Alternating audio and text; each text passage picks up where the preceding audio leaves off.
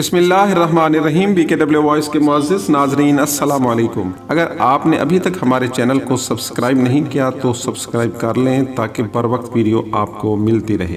एक रोज़ मेरी बचपन की सहेली हिरा ने अपने शहर से कॉल किया और कहा, साइमा, मेरे भाई फ़ाइज़ को एक महकमे में मुलाजमत मिल गई है, उसे ट्रेनिंग के लिए तुम्हारे शहर भेजा जा रहा है, क्या वहाँ ठहरने का कोई इंतज़ाम कर सकती हो? मैंने अब्बू से बात की।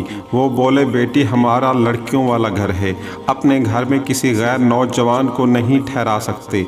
अलबत्ता बराबर में ज़रीना रहती है, वो अकेली हैं और अच्छी खातून हैं, मैं उनसे बात करता हूँ। कुछ दिन पहले उन्होंने मुझसे कहा था कि उन्हें एक पेइंग गेस्ट की ज़रूरत है। उनका पूरा मकान खाली पड़ा है, वो खुद एक कमरे में रहती हैं, शायद बात बन जाए। ज़रीना फरीद एक अधेड़ उम्र खातून थी, काफ़ी अरसे से तनहा रह रही थी, मुतल्लका थी, औलाद कोई न थी। सुबह ऑफिस चले जाती और 2-3 बजे दोपहर तक लौट कर आ जाती थी। मोहल्ले में दुआ सलाम सबसे थी, मगर किसी को घर में नहीं बुलाती थी। हमारा घर चूँकि उनकी रिहाइश से मुत्तसिल था, लिहाजा अक्सर ऑफिस जाते हुए उनका वालिद साहब से सामना होता तो दुआ सलाम कर लेते थे। वालिद ने ज़रीना आंटी से बात की। उन्होंने कहा, क्यों नहीं, आप फ़ाइज़ साहब को मेरे पास भेज दें। अगर आपके मेहमान मुझे मुनासिब लगे तो पेइंग गेस्ट के तौर पर एक कमरा उन्हें दे दूंगी। मैंने फ़ोन पर हीरा को आगाह कर दिया और पत्ता भी लिखवा दिया। अगले रोज़ शाम को उसके भाई हमारे घर आ गए। वालिद मेरी सहेली के भाई फ़ाइज़ को आंटी के पास गए। उन्होंने वालिद साहब और फ़ाइज़ को अपने घर के ड्राइंग रूम में बिठा दिया और चाय वगैरह से तवाज़ो की। वालिद ने फ़ाइज़ का तारुफ कराया और कहा कि इसके चाल चलन की मैं ज़मानत देता हूँ, इसे 6 माह के लिए एक कमरा दरकार है। ज़रीना आंटी ने 2-4 बातें फ़ाइज़ से पूछीं और फिर दोनों के दरमियान वालिद साहब की मौजूदगी में मामला तय हो गए कि नाश्ता और रात का खाना वो मुहैया करेंगी और रिहाइश के लिए एक कमरा देंगी, जिसकी सफाई सुथराई भी उनके ज़िम्मे होगी। किराए के अलावा नाश्ते और खाने के अखराजात अलहदा होंगे। उन्होंने जो रकम बताई फ़ाइज़ ने फ़ौरन तस्लीम कर ली और शाम को अपना सामान लेकर उनके घर में बतौर पेइंग गेस्ट के कैंप पजीर हो गया। ज़रीना आंटी की उम्र 40 के लगभग थी, कदरे फरबा लेकिन शक्लो सूरत से अच्छी थी, बाइखलाक और शफीक खातून थी, अपने काम से काम रखती थी।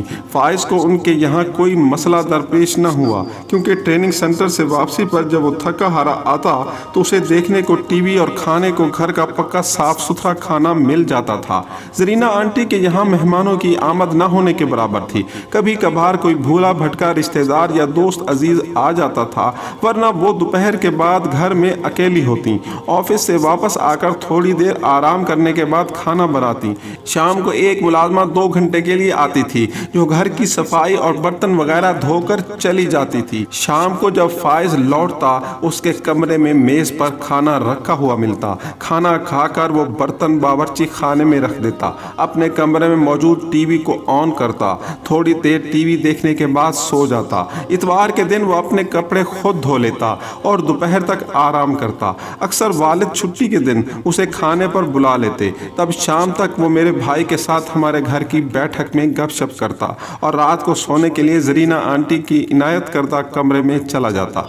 वक्त यूं ही रसां से गुजरता रहा, यहाँ तक के 5 माह गुजर गए। सुबह से बादल छाए हुए थे, शाम को बूंदाबांदी होने लगी और फिर रात तक मूसलाधार बारिश में बदल गई। ज़रीना आंटी अपने बेडरूम में थी और फ़ाइज़ भी सोने के लिए तैयारी कर रहा था। वो अपने बिस्तर पर दराज हो चुका था कि अचानक उसके कानों में कहने की आवाज़ सुनाई दी। जब गौर किया तो पता चला कि ज़रीना आंटी कह रही हैं। अपनी मोहसिना की आवाज़ सुनकर वो अपने कमरे से बाहर निकला। पता चला कि ज़रीना आंटी बाथरूम में स्लिप हो गई हैं। फ़ाइज़ ने पुकारा, ज़रीना आंटी, आप कहाँ हैं? खैरियत तो है? मैं यहाँ बाथरूम के फर्श पर पड़ी हूँ, उठ नहीं सकती, प्लीज़ मेरी मदद करो। झिझकते हुए फ़ाइज़ बाथरूम की तरफ बढ़ा। वो फर्श पर पड़ी थी। फ़ाइज़ ने सहारा देकर उठाया और उनके बिस्तर तक ले आया। वो शदीद तकलीफ़ में थी। क्या आपको अस्पताल ले चलूँ? इतनी बारिश में ये मुमकिन नहीं है फ़ाइज़। तुम ऐसा करो कि अलमारी से मुझे दर्द दूर करने वाली दवा उठा दो। मेरी कमर और टांग में चोट आई है, शदीद दर्द है, मैं हिल भी नहीं सकती।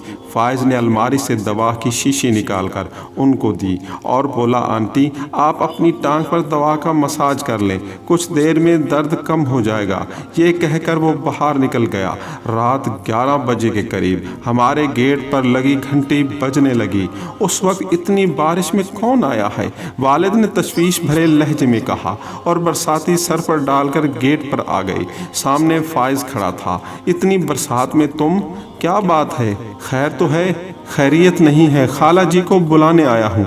जरीना आंटी गुसल खाने में गिर गई हैं, उनकी कमर और टांग में शदीद चोट आई है, वो दर्द की शिद्दत से कराह रही हैं। मैं अभी तुम्हारी खाला को कहता हूँ, बल्कि तुम चलो मैं खुद उन्हें लेकर आता हूँ। वालिद ने अंदर आकर अम्मी को जगाया और उनसे सारा माजरा बयान किया। अम्मी जान ने जल्दी जल्दी दुपट्टा लपेटा और स्लीपर पाँव में डाले। वालिद साहब ने मुझे छतरी लाने को कहा और खुद बरसाती पहन ली। वो अम्मी जान के हमरा गेट तक गए थे कि फाइज दोबारा आ गया और उसने गेट पर ही वाले साहब को रोक दिया। अंकल अब आप लोगों की ज़रूरत नहीं है, आंटी सो गई हैं, उनकी आंख लग गई है, जगाना ठीक नहीं है, आप सो जाइए, अगर ज़रूरत होगी तो फ़ोन कर लेंगे। मैं फ़ोन उनके पास रख कर आया हूँ। फ़िलहाल मेरे सोने का बंदोबस्त आपको करना होगा। मैं आपके घर में आज रात सोना चाहता हूँ। अगर लौट कर गया तो खटके से उनकी आंख खुल जाएगी। वाले साहब की समझ में ना आया कि फाइज क्या कह रहा है, ताहम उन्होंने उसे अंदर बुला लिया और मेरे भाई ने अपने कपड़े उसे दे दिए क्योंकि वो काफ़ी भीग चुका था। उस रात फाइज मेरे भाई के कमरे में सो गया। सुबह वो दफ्तर न जा सका क्योंकि रात बारिश में भीग जाने की वजह से उसे बुखार हो गया था। अलबत्ता अम्मी जान जरीरा आंटी के घर खैरियत दरियाफ्त करने चली गईं। वो बिस्तर पर लेटी थीं। कहा कि मैं अब ठीक हूँ, आप लोग सहमत न करें, अलबत्ता फाइज का सामान ले जाएं क्योंकि मैं घर बंद करके हफ्ता भर के लिए अपने एक अजीज़ के घर जा रही हूँ ताकि पूरी तरह आराम कर सकूँ। यूं भी फाइज का मुआहदा ख़त्म होने वाला है, अब उसको मज़ीद मेरे घर पर रिहाइश की ज़रूरत नहीं रहेगी। वालदा ने आकर वालिद को बताया। वो भाई के हमरा गए और फाइज का सामान समेट कर ले आए। भाई ने अब्बू से कहा, चंद दिन की बात है, बेहतर होगा ये चंद दिन फाइज मेरे कमरे में रहकर काट ले। यूं भी आज वो बुखार में बेहोश पड़ा है, दफ्तर भी नहीं जा सका। 10 रोज़ फाइज हमारे घर रहा और फिर अपने शहर चला गया।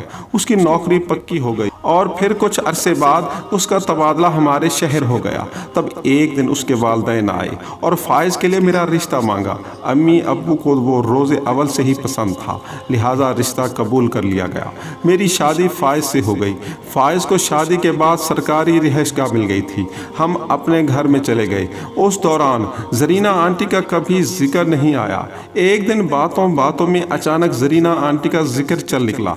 मैंने कहा, वो खातून बहुत नेक हैं, उन्होंने आपको 6 माह अपने घर में रखा। अगर उस वक्त वो आपकी रिहाइश के लिए हामी ना भरती तो आपको कितनी मुश्किल होती।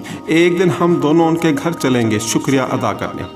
कोई ज़रूरत नहीं है, फाइज ने कहा, वो इतनी नेक नहीं है जितनी नज़र आती। पहले मैं भी उनको अच्छा समझता था और अपनी मोहसिना समझकर इज्जत करता था, लेकिन उस रात जब सख्त बारिश हो रही थी उनकी नेक चलनी का पोल खुल गया। अगर उस दिन मैं उनको अकेला छोड़कर तुम्हारे घर ना आ जाता तो शायद आज तक पछता रहा होता। खुदा का शुक्र है कि मैंने अकल से काम लिया।